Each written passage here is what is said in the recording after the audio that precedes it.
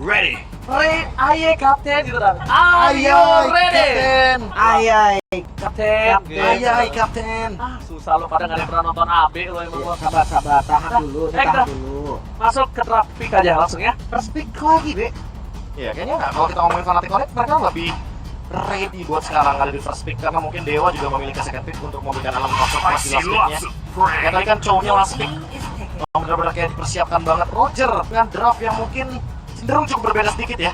Karena Zaznya sekarang di delete, Arif langsung first pick ternyata. Gue nggak boleh liatin Albert. Gue mau nanya lagi nggak boleh. Gue liatin. Nggak boleh. Nggak boleh. Kalau saya jadi dewanya, saya akan jawab nggak dulu deh. Nggak boleh nih gue dari Jangan. sekali gitu. Nggak Hayabusanya Ray bisa. Oke, Kan ditukar. bisa. Ray itu mengerikan loh Hayabusanya, jangan salah. Iya. Wah, Ray kan R-nya assassin ini. Kan itu Ray itu. W-nya Hayabusa ya. Wah iya benar Hayabusa ya. Tapi Nolan juga assassin yang bakal bisa menjawab. Nah ini gua ngomongin soal matchup ya. Sebenarnya assassin apapun ketika matchup sama Hayabusa yang nggak punya Invulnerable itu bakal berat. Iya, yang nggak punya efek imun, nggak punya untargeting juga, itu bakal berat banget. Apalagi lawan Hayabusa yang punya shadow kill.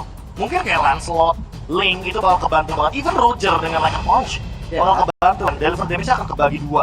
Tapi untuk Nolan, satu-satunya cara untuk dia bisa nahan damage dari Hayabusa adalah dengan out level dia sendiri. Kalau dia harus memanfaatin farming speed-nya dengan passing-nya dia miliki, agar nanti level dari Albert itu lebih tinggi daripada Hayabusanya Ring. Oke, tapi range-nya dapat nggak Be? Kalau misalkan dia fracture dan nge-dash, copot nggak shadow kill-nya? Buat sekarang sih kayaknya kalau misalkan stack-nya 4 Enggak enggak sih. Takut ya? Takut. Oke. Karena kalau kita ngomongin soal shadow kill apalagi ya, beberapa pemain Hayabusa biasanya nempelin 4 pasifnya dulu nih. Iya. Pasifnya udah nempel 4, baru dia kan kalau misalkan flicker itu tetap nempel. Oke, tapi dari case juga nih. Ini bukan player baru karena di season kemarin juga ada dari debutnya di MPL ID season 12 ya bersama Dewa United di peringkat 56.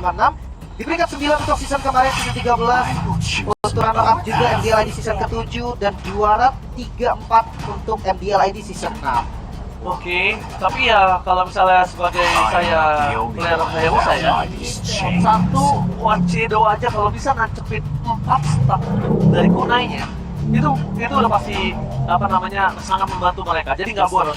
Hampir 100% fix skill lah ya. Iya, fix skill. Dan Lagi itu pasifnya siap dimanfaatin. Itu ketika dulu belum dipelajari banyak oleh pemain Mobile Legends, saya lihat dari Kyrie. Dia lempar kunanya ke belakang, Wachedo ke depan, langsung nyangkut. Iya, itu biar cooldown-nya ke-trigger lagi juga. Iya. Biar tandang shurikennya totalnya ada 6 jadinya. Iya. 3 belakang, 3 depan. Itu yang saya pelajari dari Kyrie, makanya saya bilang Kyrie adalah one of the best Hayabusa player in the world. Oke. Tapi sekarang ada Lunox nih, pertanyaannya adalah apakah yang akan menjadi Lunox Gold Lane? Semenjak kita banyak banget ngeliat match up Harith versus Lunox Gold Lane, dan Lunox ini menangin lane-nya. Wah, bisa jadi sih. Watt juga kita tahu lah ya. Fighter pernah, Mage juga pernah, lengkap lah yang pernah dipakai sama Watt. Leo, Bane, Chang'e, semuanya kan pernah dia coba ya. Zaz Bane? Gold Lane, iya. Ya, tapi kalau untuk Puvius nih, Be, di patch sekarang, dari riset yang gue lihat-lihat untuk hampir semua tim, gue ngeliat di Indonesia yang paling sering pakai Puvius sebagai badan di XP. Ya mungkin lagi sih, Puvius ini kan tipikal hero yang sekarang lebih cepat ya untuk penggunaan Infernal Pursuit-nya. Yep. Ditambah untuk pemanfaatan pasifnya juga yang nggak bener-bener ribet lah. Dia nerima damage banyak, dia bisa ngebalikin lagi dengan pasifnya, knockback. Dia itu akan men-trigger ultimate-nya. Jadi dengan item seperti War Axe yang ini bersinergi juga loh untuk magic atau bahkan physical damage. Karena spellcam kan tipenya. Jadi itu cocok banget makanya untuk Puvius, apalagi di patch yang sekarang dengan assassin yang mungkin damage-nya nanggung di early game. Tapi kita langsung sudah dikasih tahu sama Dewa, oke Lunoxnya Gold Lane karena Valentina yang udah langsung diambil. Udah fix, valids. Tapi dengan adanya dua hero yang di stolen kali ini oleh para pasukan dari tim Dewa, ini menutup dari tim Fnatic untuk bermain agak lebih barbar sebenarnya. Cuma problemnya adalah Fnatic punya Nolannya itu loh. Dan sekarang Nolannya akan di follow up oleh Cho sebagai roamer yang akan ditangan Keyboy. Kalau gue mengendus akan seperti itu. Oke ya, kalau gua kecium aromanya kayak burst damage-nya ada dari Kadita. Long time no see. Kadita Sans. Yes, dan di Fnatic Connect ini yang paling menarik ya, karena Kadita di Fnatic Connect itu dulu sering banget di flex. Even jadi roamer, dia bakal benar-benar bersinar dengan daya hitnya. Tapi untuk di patch yang sekarang kayaknya nggak begitu bersinar untuk sebagai roamer, kecuali kita bermain dengan tank jungle. Iya. Yang dimana sekarang udah hampir hilang ya, dari tank jungle juga. So dengan semua hero yang udah diamankan, jadi entah kenapa ya ngeliat Draconic gue nostalgia banget tuh. Lihat Mendelia, lihat Albert muncul lagi, Link udah pasti gak ada. Ya dibanding dengan berfokus kepada Valentina, Zask atau Aurora ya, yang dimana itu bener-bener jauh dari karakternya Sans yang pada saat itu mungkin hero-hero nakal tuh lebih bisa menyala. Dan untuk dari drafting phase, kita melihat bagaimana early mid potential dari Fnatic Onyx sangat tinggi, apalagi dibantu dengan Harit juga. Tapi untuk ngomongin soal late game potential, di sini mungkin harus berhati-hati karena Lunox pun punya late game potential yang mengerikan. Oke, match point. Dewa hanya punya satu kesempatan untuk membawa ke game yang ketiga. Mampukah Dewa menutup perjalanan dari tim Fnatic Onyx dan membuat Fnatic Onyx harus bermain di game ketiga, atau sang bayi alien bersama dengan para Raja Langit akan menutup dengan 2-0. So, FPL Arena, mana tepuk tangannya? Let's go to the late halftime. Oke, mampukah Albert tetap bersinar dengan hero yang berbeda?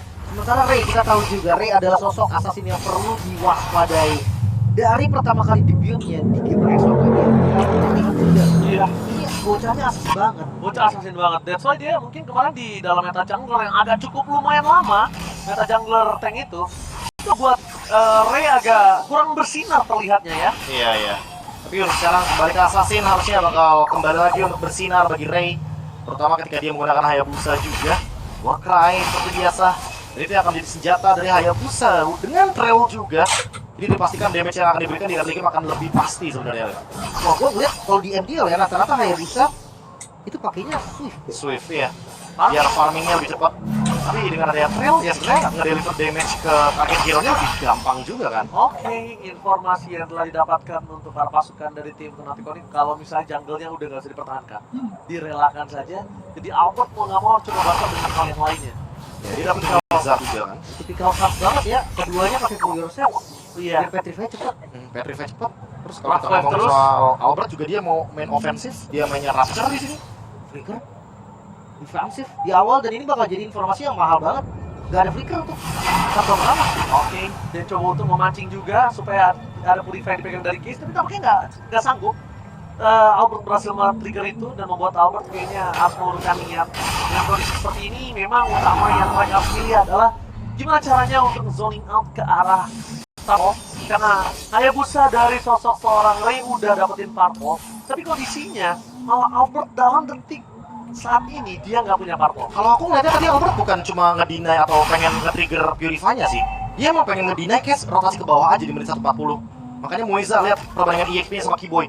Keyboy udah hampir mendapatkan the way of dragon terlebih dahulu. Moiza butuh satu wave dulu nih untuk dia clear sebelum nanti dia menyelesaikan level keempat dan ready dengan ultimate explosion-nya. Ditahan bahkan di depan sana. Weza, duel tracker, mencoba dimakan dan Albert tolongnya damage tanpa ada nipu dan membuat para pasukan tim Dewa. Mereka tidak punya power yang sangat kuat, tapi saat di sana masih bertahan dengan pasti yang dimiliki. Albert melakukan rotasi, tapi nampaknya dengan damage yang diberikan dari seorang Case.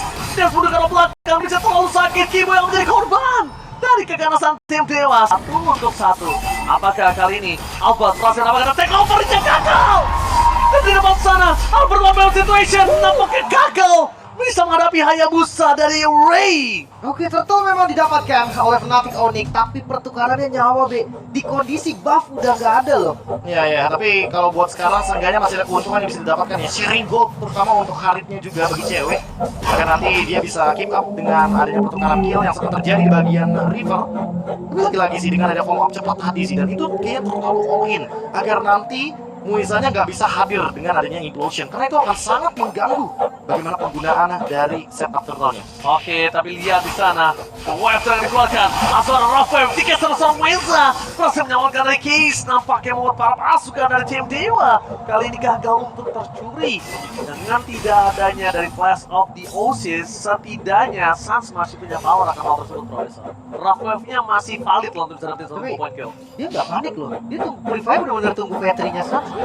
Dia tungguin dulu agar nanti nggak trigger dua kali ya untuk efek sisinya. Dan kalau kita melihat dari item tadi, Watt udah sempat selesai dengan ada glowing one. Itu farmingnya cukup cepat sebenarnya. Apalagi kalau kita ngomongin di area dari gold lane, ini nggak begitu banyak kendala atau team fight yang terjadi di bagian top lane. Tapi kita bakal fokus ke area rivernya. Nah, siapapun yang nge-trap duluan harusnya bakal punya keuntungan. Dan Dewa itu udah ngejalanin trapnya dari tadi, dari menit yang pertama. tapi cuma mendapatkan 2 poin kill in total. Tapi kalau aku bilang Dewa United nih, harusnya dia coba untuk membuka terlebih dahulu, dia yang invade jungle terlebih dahulu, atau enggak rumputnya dia yang pegang. Kenapa?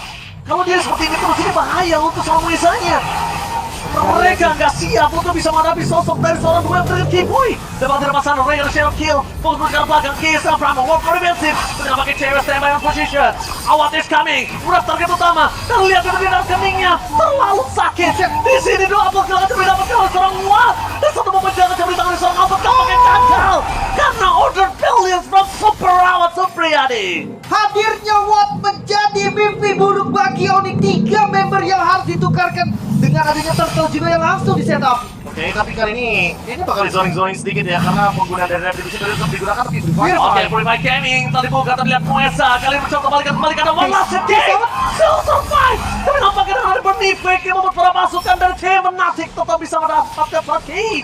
Dan di depan sana, buying time terhadap Turtle ketika adanya Albert standby kembali untuk menuju ke arah Turtle mereka yang tidak akan mereka lepaskan dari pandangan dan jangkauan mereka. Wah, ini pembelian waktu yang mahal banget karena take over karena Turtle. Mereka bahkan dapetin turtle-nya sekarang. Ya, screening yang dilakukan oleh K-Boy benar-benar berbuah manis. Thunderbelt untuk Raze dan Bloodwinds untuk Suns.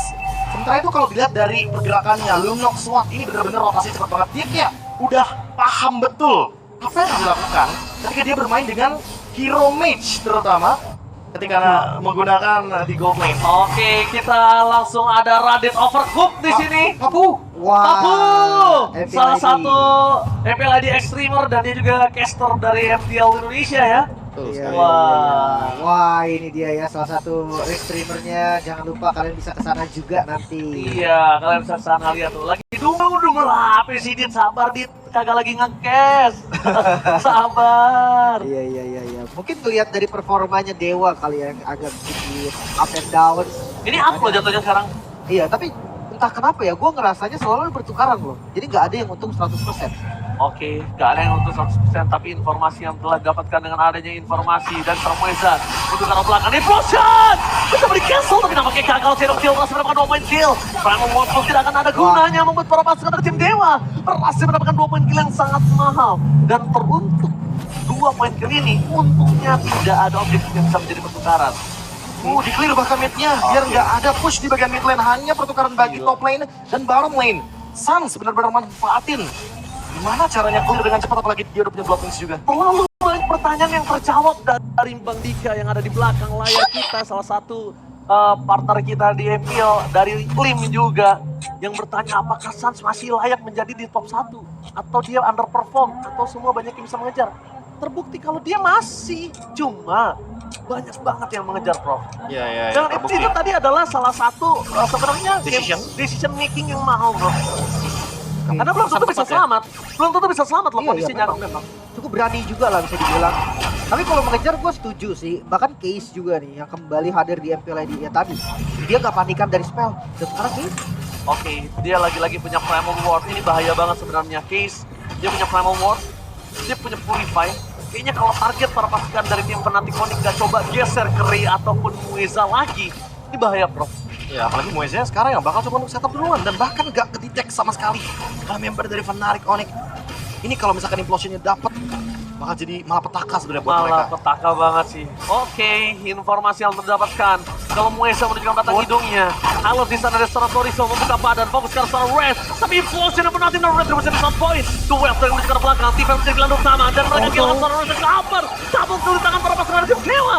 Dan lihat, triple kill from Case berhasil membuat para pasukan dari Fnatic Onyx hanya tersisa Cewek dan Case tanpa tinggal diam dan stiker yang sudah keluar di depan dari Calvin Winata. Ini dia kunci dari Dewa United. Bahkan sampai inner turret dapet be. Ini over banget loh snowballnya sampai hampir 5.000 gold. Parah, ini over Turtle banget. 4 kill ditambah dengan adanya 2 turret di bagian central mid lane. Karena itu penting banget loh. Dari tadi Fnatic Onyx mempertahankan agar nantinya Suns tetap bisa nge-camp dengan rumput-rumput penting di area river. Tapi buat sekarang karena inner turret mid lane-nya udah hancur, gak ada tempat untuk bersembunyi bagi Suns untuk nge-trap. Ini bakal susah untuk membuka mapnya. Butuh K-Boy sebagai mata, tapi itu pun kalau K-Boy nggak tertangkap dengan implosion dari Mueza. Oke, berarti mau nggak mau Suns juga bisa harus melakukan trapping boost. Suns harus megang boost juga. Jadi yang megang boost ada Suns, boost musuh ya, bukan boost dari Fnatic. Dan sisanya Keyboy akan menjadi mata aja, Prof. Ya tapi itu sih masalahnya karena mid turretnya udah hilang, 2 bahkan. Buat ngebukain rumputnya ini bakal agak sedikit deg-degan harusnya buat Fnatic Onyx. Karena iya salah buka rumput dikit, buyar semuanya. Jangan lupa Tigreal loh, 1 Purify doang dari cewek. Ya. Bisa jadi counter setup. Lihat di depan sana para pasukan dari tim Dewa. Mereka tahu dari para Fnatic udah standby di depan sana. Dan lihat terdeteksi. Udah ke belakang. Langsung Keyboy dengan shadow kill. Mereka kehilangan Keyboy dan juga mereka kehilangan Red. 2 poin kill menjadi poin kill yang ketiga. Kewal tidak mundur. Fnatic diejam-ejam oleh Dewa di menit yang ke-9. Kehilangan inner turret lagi-lagi Onyx. Dalam masalah yang cukup serius, goldnya selalu naik. Bahkan sampai di 7.000. Ya, dan yang paling terpenting adalah pasif dari turret di bottom lane. Itu udah pecah semuanya. Di menit yang ke-10, 7.000 gold terlalu tinggi kayaknya dari Dewa United Esports. Dan ini dia, gimana game fact by GoPace. Panjang perjalanan Suns menjadi mid laner dari MPL ID Season 10 hingga sekarang. Kadita dari Suns, 15 kali pick, 86% win rate. Buset. Itu dia pertanyaannya. Stay?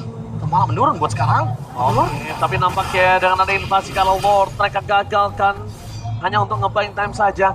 Karena dari tim Dewa mereka punya Lunox, mereka nggak harus worry Oleh Crystal. untuk kondisi Lunox bisa sangat cepat untuk mendapatkan Lord, Profesor. Ya tapi kayaknya lebih bijaknya untuk langsung ke target hero sih. Karena Holy Crystal ini bener-bener bakal owning banget dengan 7.000 gold.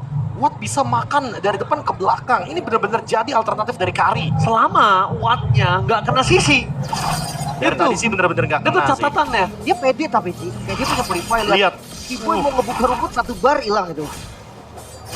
Salah buka rumput dikit sih bakal jadi ancaman ya. Terutama untuk Mueza karena implosionnya bisa ke siapapun. Oh, Kecuali cewek. Oke, dengan zoning out yang berhasil dilakukan oleh Sorizo DKK. Kali ini para pasukan dari tim Dewa mereka mendapatkan Lord dan itu dia Lord yang mereka butuhkan. Ya. Secara free bahkan. Gak ada trade sama sekali juga. Apalagi kalau kita lihat dari bagian top lane tadi, bener-bener kayak semua penjagaan perfect banget dari Dewa. Zoningnya juga nggak main-main. Dan dengan kehadiran dari Case yang dari tadi sempat kita perbincangkan juga. Bahkan di kolom komentar suka banget aku baca kalau misalkan Dewa mid lane-nya nggak ada masalah gitu loh intinya. Ah. Tapi dengan masuknya Case malah itu yang menjadi kunci. Lihat positioningnya, lihat trigger dia. Nggak banget buru-buru untuk dengan menggunakan revive, tapi yang paling bersih adalah damage yang dia berikan. Itu bener-bener Semuanya selalu on point. semuanya on point. Balik lagi mentality. Facing the Giant dan bahkan mereka habis kekalahan di game yang pertama yang tidak cukup baik sebenarnya. Tapi yang benar-benar membuat Dewa 8.000 gold mendapatkan sebuah keunggulan untuk bisa mendorong ini adalah kesempatan Dewa. Kalau mereka ingin bermain dengan sahabat ini juga bisa untuk menjadi 3 wave. Tapi lagi terjadi wave, 2 yang tengah dikeluarkan, satu di bawah lawan cewek, tampaknya rame dia kacau. Karena pejabat menjemputkan apa yang terjadi? Shadow kill karena belakang ini terbelakang. Shutdown pun dimiliki oleh sosok dari seorang kawan Dominata. Pertukaran tidak cukup adil, karena mereka tidak punya power clear. Fokus pada Pesya, ini bencana! Pesya dan Dewa